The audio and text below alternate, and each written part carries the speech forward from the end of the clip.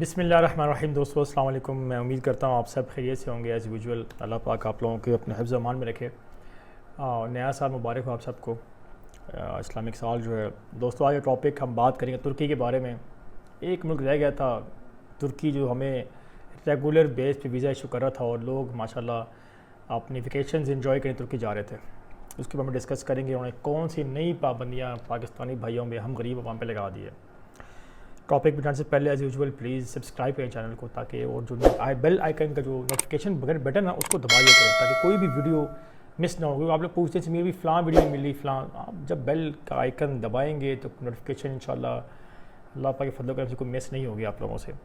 दूसरी, ये हमारा फेसबुक पेज है नाइल कंसल्टेंट, उसकी फॉलो करें ताकि स्टोरीज़ आप मिस ना कर सकें। दोस्तों, कोविड की वजह से दुनिया ऊपर नीचे हो रही है। कभी हालात अच्छे होते हैं, कभी हालात बुरे होते हैं। पाकिस्तान अल्लाह पाक के फजल करम से, अल्लाह पाक ख़ास करम है, मुसलमान मुल्क है, अल्लाह पाक ने ख़ास करम रखा है इस मुल्क के ऊपर। हालात बतदरीज बेहतर हो रहे हैं। कराची में जो हालात ख़राब हैं, अल्लाह पाक उनको भी अपनी हिफ्ज़ अमान में रखे। ओवरऑल हमारे हालात बेहतर हैं, कुछ बाकी ममालिक से काफ़ी बेहतर है। वैक्सीनेशन हमारी चल रही है और काफ़ी जो है ना वो लोग मास्क और ये वो पहन रहे हैं। तो हम बात करते हैं एम्बेसीज़ पाकिस्तान में। मोस्टली जो एम्बेसीज़ हैं पाकिस्तान में, वीज़ा सर्विसेज उनकी बंद है। एम्बेसीज़ कोई भी बंद नहीं है, अब क्योंकि एम्बेसी के डिफरेंट सेक्शन होते हैं, उसमें डिफरेंट काम करते हैं वो लोग। तो उनके जो वीज़ा सेक्शन है वो सिर्फ इमरजेंसी वीज़ाज़ के लिए ओपन है। अगर लेट सपोज कोई आपके पास कोई इन्विटेशन है, कोई स्पॉन्सर है, बिल्कुल आप उनको ईमेल करें, अपॉइंटमेंट लें और उनको जाकर अपना केस सबमिट करवा सकते हैं। आज का टॉपिक ख़ास तौर पर तुर्की के लिए है। दुबई जो कि बड़ा रेगुलर ट्रैवलिंग फ्रिक्वेंट ट्रैवलर होते थे हम लोग, और वहाँ पे भी एमिरेट्स से अल्लाह इत्तेहाद ने फ़्लाइटें बंद कर दी, वीज़ा भी दुबई ने बंद कर दी हमारे लिए, टूरिस्ट वीज़ा जो हैं। तो तुर्की ने ऐसा दरवाज़ा खोला हमारे लिए पिछले साल, और माशाल्लाह काफ़ी पाकिस्तानी गए हैं और तुर्की ने बेतहाशा वीज़ा दिए इस साल और पिछले साल भी। कोविड के हालात को देखते हुए तुर्की ने भी कहा जी नहीं जी, पाकिस्तानियों को भी अब ब्रेक मारें, आप अब बहुत फ्री हो गए मेरे ख्याल से, अब थोड़ा सा आप लोगों को ना खींचा जाए। तुर्की ने बहाना ढूंढा कि क्यों ना हम इनको क्वारंटाइन करें। तो तुर्की ने पहले फिर एक क्वारंटाइन का प्लान चलाया कि जी आप हमारे गवर्नमेंट के होटल्स में आकर क्वारंटाइन करेंगे। वो भी एक लेटर इशू करते थे, उस पर जो लिखा होता था वो वहाँ पे इम्प्लीमेंटेशन नहीं होती थी। मिसाल के तौर पे मैं एग्जांपल देता हूँ आपको। कुछ लोग जाते थे तुर्किश एयरवेज़ पे कि जी हम तुर्किश पे गए हैं, उन्होंने क्वारंटाइन किया, हम कतर पे गए, क्वारंटाइन नहीं किया। ये अजीब बात है। फिर एक लेटर आया कि जी जो पाकिस्तान वो पैसेंजर्स इजिप्ट से ट्रैवल करते हैं, यूके से आ रहे हैं, अगर उनके पास PCR टेस्ट है 72 आवर्स पहले, तो उनको हम क्वारंटाइन नहीं करेंगे।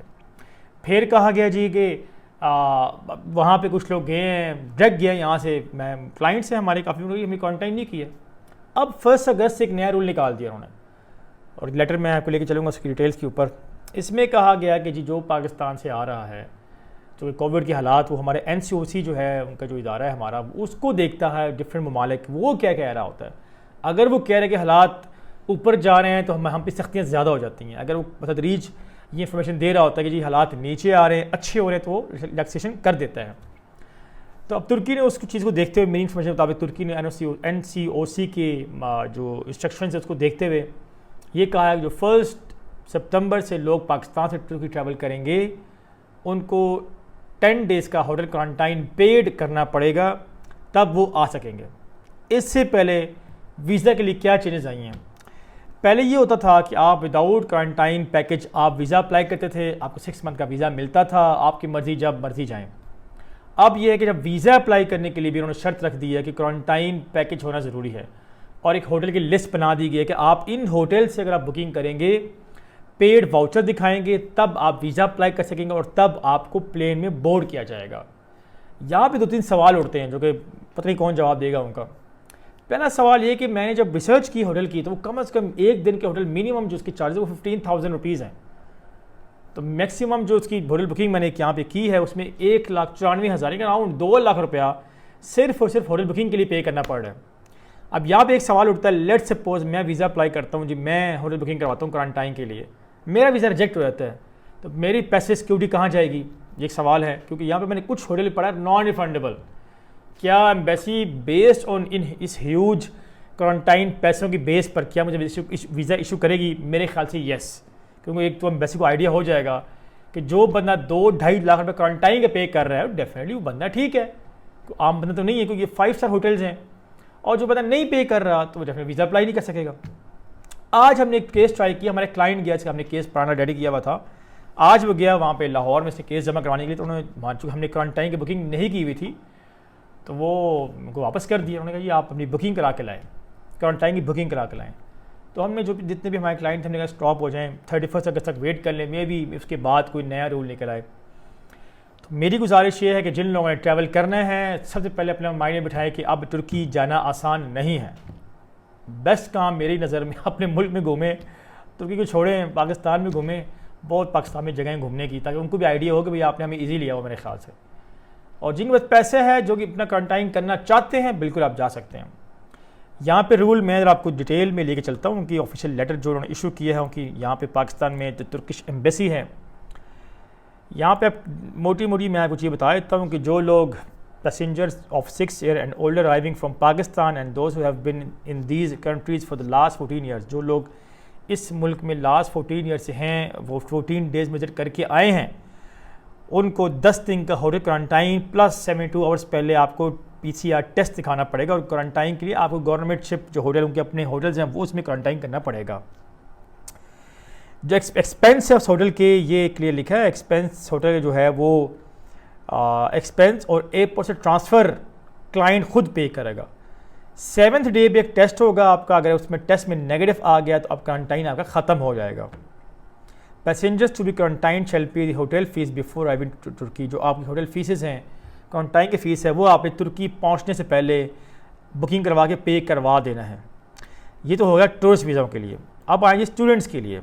Pakistan citizen students who will travel to Republic of Turkey, जो लोग 1 सितंबर 2021 से स्टूडेंट तुर्की ट्रैवल करेंगे उनको भी अपने मुतल्लिका सिटी में क्वारंटाइन करना पड़ेगा। फॉर एग्जांपल अगर मेरी यूनिवर्सिटी अंकारा में है तो अंकारा में 2 जगहों में मुझे क्वारंटाइन करना पड़ेगा। या क्लियरली लिखना कुनानी सुल्तान सुलेमान एंड दूसरा है डॉर्मेटरी इन इस्तांबुल एंड तहजीब। 3 जगह हैं अंकारा में, 3 जगह, 2 इस्तांबुल में, 1 अंकारा में। यहाँ पे क्वारंटाइन मुझे देना पड़ेगा बेस्ड ऑन कंडीशन ये होगी आपने प्रूव करना है कि student valid student ID, documents relating to higher education, अगर एजुकेशन के डॉक्यूमेंट्स चाहिए होंगे आपकी, जो तुर्की से आपने एक्सेप्टेंस लेटर वो आपको देना पड़ेगा।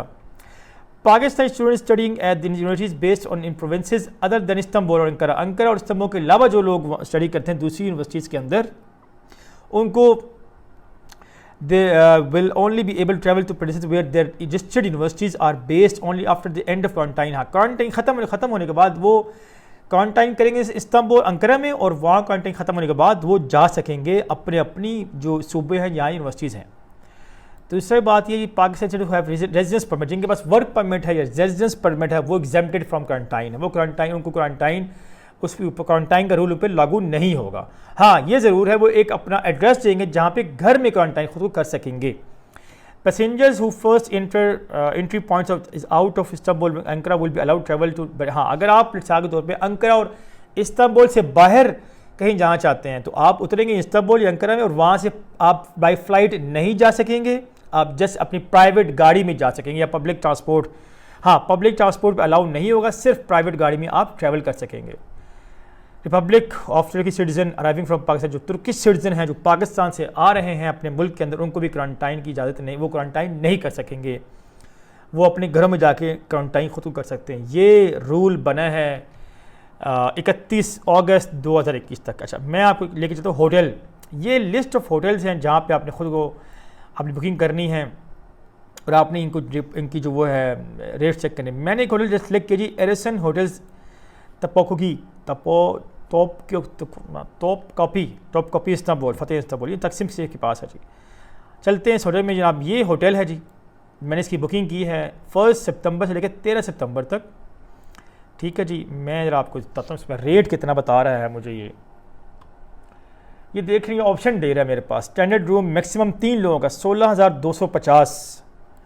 प्रीमियम रूम जारी बात है 17, जो जितना मैं ऊपर जाऊँगा उतना रेट बढ़ता है, 17,991। मैं ये सबसे कम रेट पे आता हूँ। ये बनता है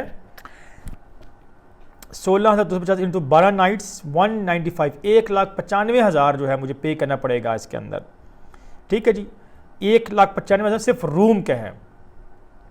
अब इसकी कंडीशंस क्या हैं, ये या सारा आपने फिल करना है और आपने जो है वो इसको फिल करके सेंड कर देना, क्रेडिट कार्ड के थ्रू आपने पेमेंट करनी है। बच्चे यहाँ पे रिफ़ंड या नॉन रिफंडल का कोई सिस्टम नहीं है। हम चेक करते हैं कि मैं कैंसिलेशन की, हाँ कैंसिलेशन के लिए आपने कार्ड नंबर डालना, ना सिम डालना, उसके बाद देखते हैं क्या मांगता है आपसे। But I think her hotel की अपनी पॉलिसी है कैंसिलेशन की।